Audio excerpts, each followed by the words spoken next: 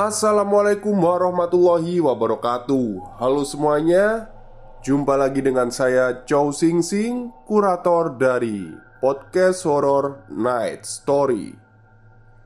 Halo, apa kabar semuanya? Ya, semoga kalian semua sehat-sehat ya. Dan seperti biasanya pada malam hari ini, saya kembali dan akan menghadirkan sebuah kisah mistis untuk kalian semua. Kisah mistis kali ini saya datangkan dari tweet Twitternya Mas Dio Seta mengenai bocah yang membawa sebuah wabah penyakit. Seperti apa kisahnya? Mari kita simak. Hei, tunggu! Aku berlari mengejar layanganku yang terputus karena kecerobohanku. Sepertinya layanganku terbang ke hutan jati. Aku berusaha mengejar dan mencarinya. Cukup lama, sampai akhirnya layanganku terlihat tersangkut cukup tinggi di pohon jati. Perlahan aku memanjat untuk meraihnya. Terlihat pemandangan seluruh desa dari atas sini. Tidak lama, langit terlihat sudah mulai gelap. Aku segera mengambil layanganku dan turun dari pohon. Namun, ada sesuatu yang menarik perhatianku. Sebuah rumah yang terlihat terpisah dari desa di antara pohon-pohon jati dan hutan bambu. Langit mulai gelap. Aku sedikit merasa kesulitan untuk menemukan arah kembali ke desa. Sepanjang aku berjalan, yang kulihat hanya pohon jati saja. Awalnya aku merasa biasa saja, sampai sayup-sayup aku mendengar suara dari dalam hutan. Aku menghampirinya, berharap itu adalah warga desa yang kukenal. Tidak cukup jelas. Yang kulihat hanyalah bayangan beberapa orang berukuran pendek yang mengelilingi beberapa jembangan atau kendi tanah liat berukuran besar. Aku mencoba mendekati. Namun, belum sempat aku ke sana, seseorang menarik tubuhku. "Shh, meneng, ojo merono," ucap seseorang yang menarikku tadi. Seorang kakek berambut putih dengan janggut panjang menahanku untuk mendekat. Aku menurutinya dan mulai menjauhi tempat itu. "Lah, kenapa mbah? Mereka siapa?" tanyaku. Kakek itu tidak menjawab. Ia terus memperhatikan makhluk itu yang perlahan pergi meninggalkan kendi-kendinya. Wis aman. Kakek itu meninggalkanku dan pergi memeriksa kendi yang ditinggalkan orang-orang tadi. Aku menyusulnya, bermaksud menanyakan arah keluar dari hutan ini. Namun, saat aku mendekatinya, tanpa sengaja aku melihat isi dari kendi itu. Dan spontan aku menutup mulutku. Bau amis tercium dengan sangat pekat dari benda yang berbentuk seperti organ tubuh manusia itu. Aku segera mundur dan menahan rasa mualku. "Nah, ngopo kowe sik nang kene? Ndang muleh. Itu, pergi kamu ke arah barat. Itu jalan keluarnya. Pokoknya kamu pergi berlawanan sama arah hutan bambu. Nanti pasti ketemu sama desa," perintah kakek itu marah. Aku menuruti perintahnya dan segera berlari meninggalkan hutan jati di tengah gelapnya malam. Benar apa kata kakek itu? Akhirnya aku melihat perbatasan desa. Suasana desa terlihat lebih sepi dari biasanya. Aku memperlambat jalanku untuk mengatur nafas sekaligus memikirkan alasan apa jika nanti ibu tanya. Belum sampai ke rumah, sesuatu yang aneh menyita perhatianku. Terdengar dari salah satu rumah tetanggaku suara anak-anak yang sedang tertawa cekikikan. Padahal lampu di rumah itu terlihat gelap. Harusnya mereka sudah tidur. Aku mengintip dari jauh. Terlihat beberapa anak kecil berkulit pucat dengan telanjang bulat keluar dari rumahnya. Mereka membawa kendi besar dengan gayung di tangannya. Rasa takut mulai menyelimuti tubuhku dan memaksa tubuhku untuk berlari ke rumah. Samar-samar aku menoleh, namun bocah-bocah itu sudah tidak ada. "Ya ampun Gilang, kamu ini dari mana aja toh?" tanya ibu yang bersiap memarahiku.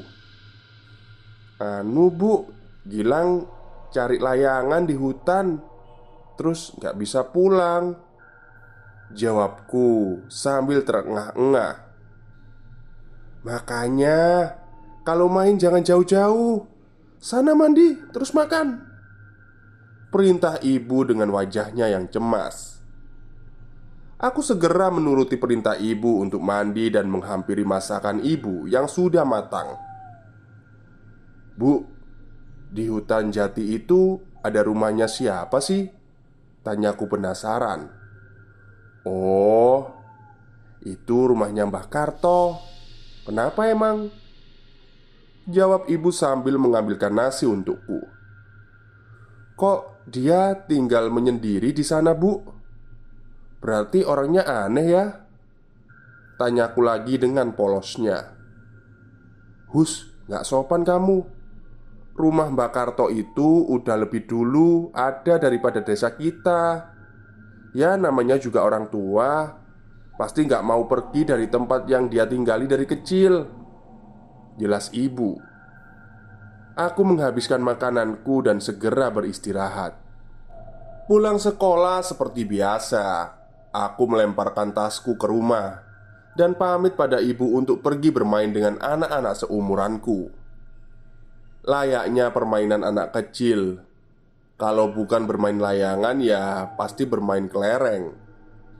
Namun, entah mengapa hari terasa begitu cepat. Tiba-tiba langit sudah memerah lagi dan teman-teman pamit pulang satu persatu. Aku segera menyusul untuk pulang ke rumah. Tapi tak seperti biasa, ibu sudah menungguku di depan jalan untuk menjemputku. "Gilang, ayo pulang. Jangan main sampai malam lagi," perintah ibu.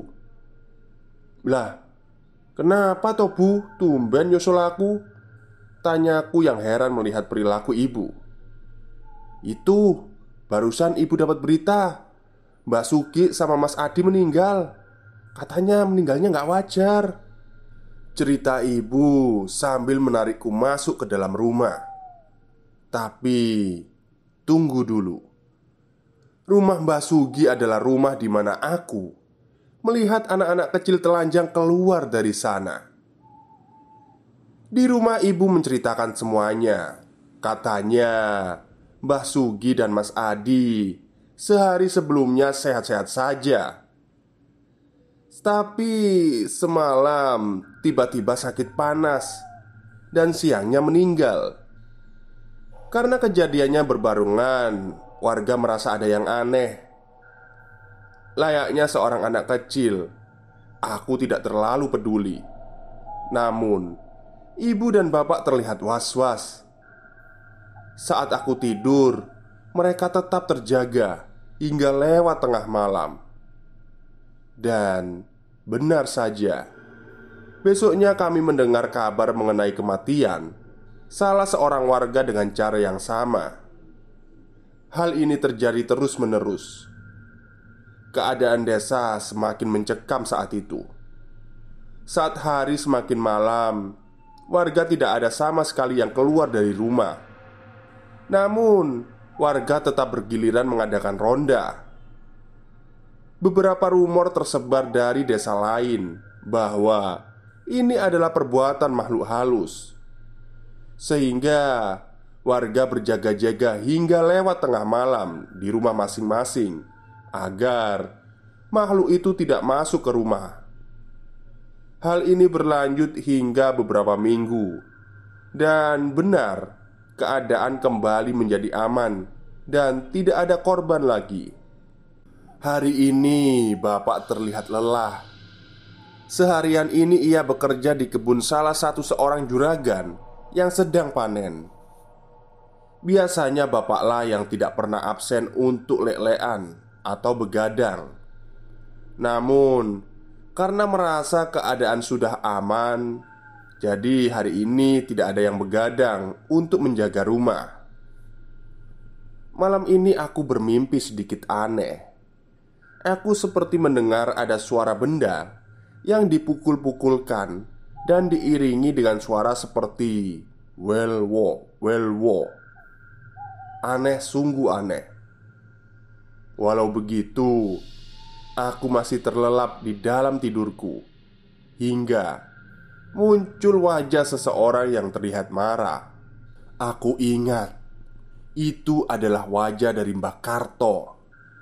Dia terlihat marah dan berteriak, "Bangun!" Sontak aku kaget dan membuka mata. Hampir tak bisa aku percaya. Tepat di hadapan wajahku ada wajah anak kecil pucat, terlihat menyeringai memandangku. Yang baru kusadari, matanya terlihat hitam, seolah tidak ada bola mata di sana. Aku panik dan berteriak, "Bapak, Ibu, tolong Gilang!" Keringat dingin mengucur di leherku. Terlihat sebuah kendi tanah liat besar, seperti yang kulihat di hutan, berada di genggaman makhluk itu. Mendengar teriakanku, makhluk itu malah tertawa sambil melompat-lompat meninggalkanku. Aku terus berteriak, namun bapak ibu tidak menjawab panggilanku. Akhirnya aku memutuskan untuk berlari ke depan, menghampiri mereka agar aku tidak sendirian. Tapi rupanya ini belum selesai. Di ruang depan tempat bapak biasa tidur, terlihat makhluk-makhluk berwujud anak kecil itu sedang melakukan sesuatu pada bapak dan ibuku yang sedang tidur. "Pak, Bu, bangun!" Aku mencoba membangunkan mereka. Makhluk itu menyadari kehadiranku. Mereka hanya tertawa dan meninggalkan bapak dan ibu dengan tawa yang mengerikan. Yang berbeda kali ini, kendi yang mereka bawa sepertinya terisi sesuatu. Aku segera menghampiri bapak dan ibu. Mereka masih tidak sadar. Aku mencoba menyentuh tubuhnya dan terasa panas dari badan mereka. Berkali-kali aku mencoba membangunkan, namun tidak berhasil. Di tengah rasa khawatirku, aku memberanikan diri untuk berlari keluar untuk menemui kepala dusun yang tak jauh dari rumahku. "Pak, tolong Pak." Aku mengetuk rumah Pak Kadus dengan keras beberapa kali. Terlihat lampu di rumah itu masih menyala. Dan aku tak menunggu lama hingga pintu rumah itu terbuka. "Loh, Nak Gilang, kamu kenapa? Ada apa malam-malam begini?" tanya Pak Kadus yang membukakan pintu menyambutku.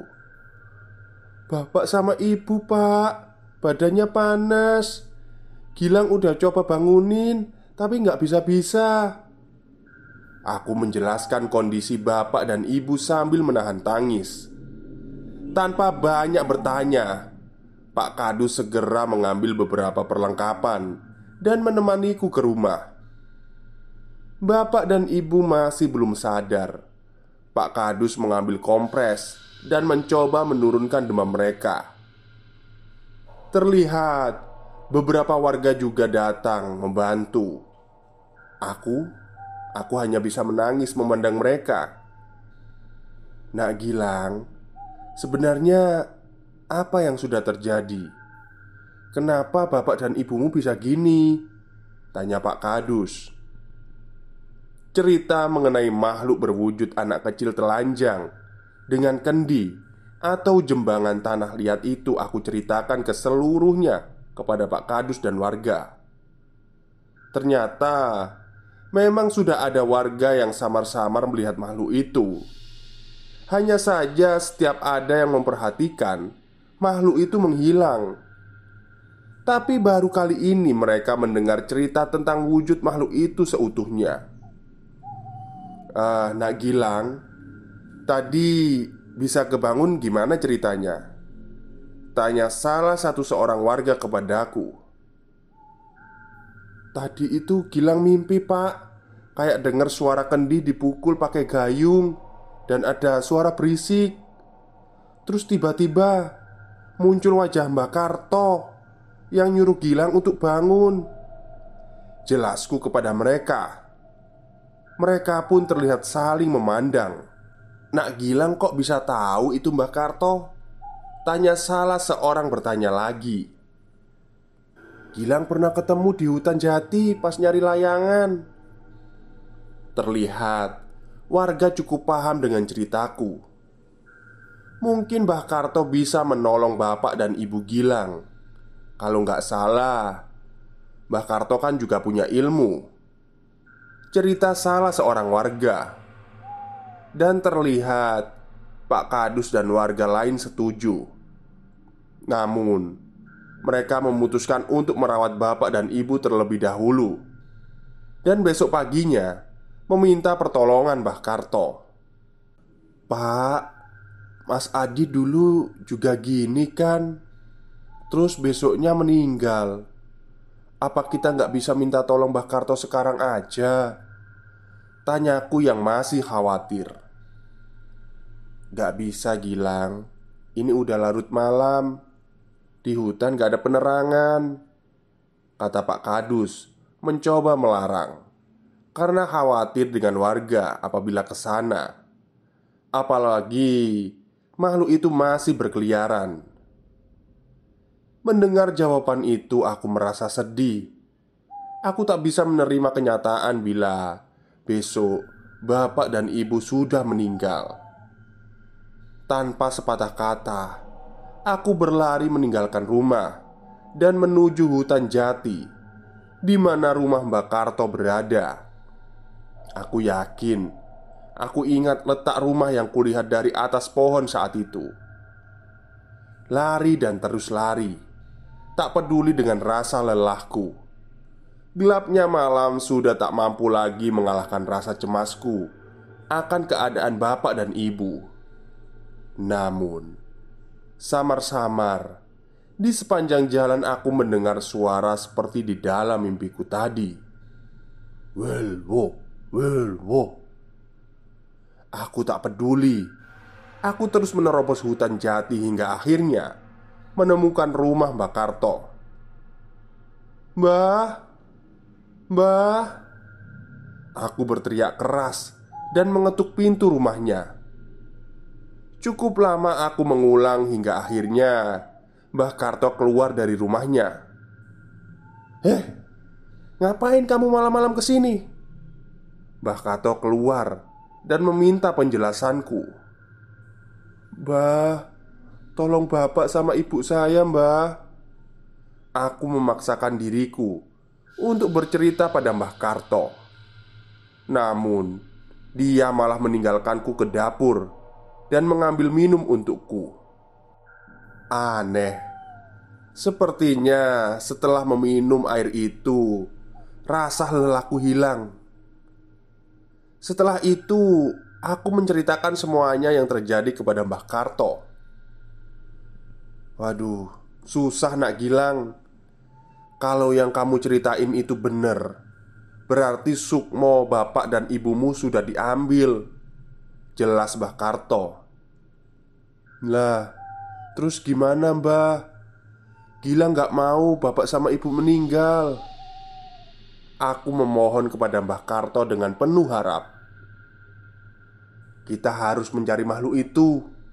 Tapi pasti sulit, kecuali ada petunjuk, kata Mbah Karto terlihat cukup cemas. Tadi saya masih mendengar suara mereka saat berlari ke sini, Mbah. Mungkin belum jauh, kataku mencoba meyakinkan Mbah Karto. Ia berpikir sejenak dan mulai meninggalkan kursinya. Ya sudah, kita mulai dari sana. Kamu jangan jauh-jauh dari saya, perintah Mbak Karto. Kami keluar dari rumah dan berlari ke arah tempatku mendengar suara-suara makhluk itu. Namun, suara itu tidak terdengar lagi. Tadi kamu dengar suaranya dari arah mana? Tanya Mbah Karto kepadaku. Di sana, Mbah. Aku menunjuk ke arah hutan jati yang menjadi perbatasan ke desa lain. Kami berlari menuju ke sana. Semakin mendekat ke sana, sayup-sayup terdengar suara seperti yang kudengar sebelumnya. Tapi kali ini lebih lambat. Wel, wo, wel, wo. Sepertinya Mbah Karto juga sadar dengan suara itu. Ia mempercepat langkahnya dan aku sebisa mungkin mengikutinya sampai ke perbatasan desa sebelah. Dan benar, suara itu berasal dari makhluk berwujud anak kecil dengan kulit yang pucat. Dia telanjang dengan membawa kendi besar dan gayung di tangannya. Ia menuju ke desa sebelah seolah sudah mengincarnya. Aku terdiam tak mampu lebih mendekat. Empat makhluk itu seperti menatap kami. Dan salah satu yang kulihat di kamar memandangku dengan wajah mengerikan. Namun lain dengan Mbah Karto. Ia sama sekali tidak gentar dan mendekati makhluk itu. Namun, bocah-bocah itu hanya melompat-lompat dan tertawa seperti meledek. Hihihi. Tawanya terdengar mengerikan dan sangat membekas di telingaku. Tapi sepertinya rasa khawatirku percuma. Awalnya Mbah Karto seperti sedang membacakan sebuah doa. Setelahnya, layaknya orang yang sedang kesal, Mbah Karto menerjang setan itu dan menjambak rambutnya.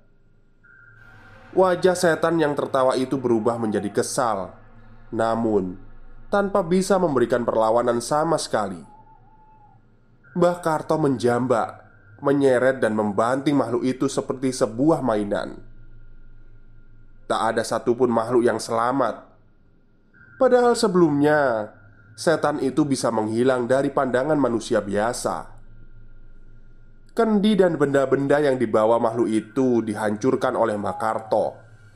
Dia seolah mengambil sesuatu dari sana. Sudah, sekarang kita ke rumahmu, perintah Mbah Karto.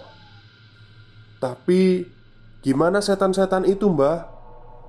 Tanyaku yang masih tidak percaya dengan apa yang kulihat. Mereka gak akan lagi berani mengganggu. Sebenarnya mereka juga takut sama manusia. Makanya mereka menyerang saat warga tidur. Jelas Mbah Karto. Kami segera bergegas ke arah rumahku. Kali ini hanya terlihat Pak Kadus dan istrinya yang sedang menjaga bapak dan ibu. Mbah Karto. Pak Kadus kaget dan memberi salam dengan rasa hormat. Tolong ambilkan air. Tanpa basa-basi, Mbah Karto memberi perintah yang segera dimengerti oleh Pak Kadus. Segelas air dibacakan doa dan diminumkan ke bapak dan ibu. Sungguh ajaib. Panas dari tubuh bapak dan ibu mereda dengan perlahan. Aku sudah tidak terlalu khawatir lagi. Pak Kepala Dusun, ada kejadian kayak begini kenapa tidak memberitahu saya? Ucap Mbah Karto dengan sedikit membentak. Ngapunten, Mbah, kami belum berani. Ini penyakit atau makhluk halus. Belum ada yang bisa memastikan. Sampai kejadian ini Nak Gilang yang mengalami, jawab Kepala Dusun. Mbah Karto hanya mengangguk dan memeriksa kondisi bapak dan ibu.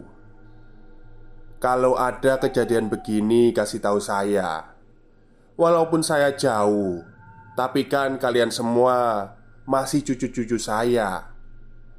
Mbah Karto memberi wejangan kepada kami. "Inggih mbah, saya mengerti. Lantas, soal makhluk-makhluk yang diceritakan Nak Gilang gimana mbah?" tanya kepala dusun kepada kami. Mbah Karto menceritakan kejadian selama kami menuju ke rumah. Rupanya keberadaan makhluk itu sudah ada sejak lama dan diperhatikan oleh Mbah Karto. Hanya saja, ia tidak menyangka kalau makhluk itu akan sampai masuk desa dan memakan korban. Pak Kepala Dusun pun bercerita, sebenarnya Mbah Karto tinggal di hutan jati itu bukan karena senang tinggal di sana. Ternyata hutan jati itu adalah perbatasan desa yang sering dilalui oleh makhluk-makhluk halus yang mencoba mencelakai desa. Mbah Karto dengan sukarela tinggal di sana untuk menjaga kami dari makhluk-makhluk itu. Besoknya, bapak dan ibu sudah pulih seperti biasa, dan tidak ada lagi warga yang meninggal karena tidak wajar. Setelah kejadian itu, bapak dan ibu jadi sering mengajarku dan mengajakku mampir ke rumah Mbah Karto hanya untuk sekedar berkunjung atau mengantarkan pemberian seadanya. Sayangnya, Mbah Karto bercerita, makhluk-makhluk berbentuk bocah itu tidak hanya kami yang temui. Masih ada sekumpulan dari mereka yang mengincar rumah-rumah yang tidak dijaga setiap malamnya. Tidak ada yang tahu kapan dan di mana mereka akan datang. Hanya rumah yang dijaga dengan doa dan iman dari pemiliknya lah yang akan selamat dari makhluk-makhluk seperti itu. Catatan: satu lagi cerita tentang Pak Gebluk ini yang saya dapatkan dari seorang kerabat yang ada di Jawa Tengah. Pak Gebluk merupakan wabah pes yang pernah merenggut nyawa ribuan orang di tahun 80-an. Namun, di luar itu sangat banyak cerita berkembang di masyarakat mengenai makhluk penyebab wabah ini. Salah satunya ya cerita ini. Mana yang benar tidak perlu diambil pusing. Cukup kita ambil positifnya saja dan nikmati ceritanya. Sekian dari saya, semoga dapat menghibur. Dan mohon maaf bila ada salah kata. Wassalam. Oke, itulah akhir cerita dari tweet Twitternya Mas Dio Seta mengenai Pak Gebluk ya. Jadi memang Mbah Karto ini tinggal di perbatasan hutan jati itu untuk menjaga makhluk-makhluk itu agar tidak mengganggu desa. Wah, luar biasa sekali Mbah Karto ya. Jadi kayaknya Mbak Karto ini sering adu mekanik sama makhluk-makhluk halus gitu. Oke, mungkin itu saja cerita dari saya pada malam hari ini. Semoga Anda terhibur. Wassalamualaikum warahmatullahi wabarakatuh.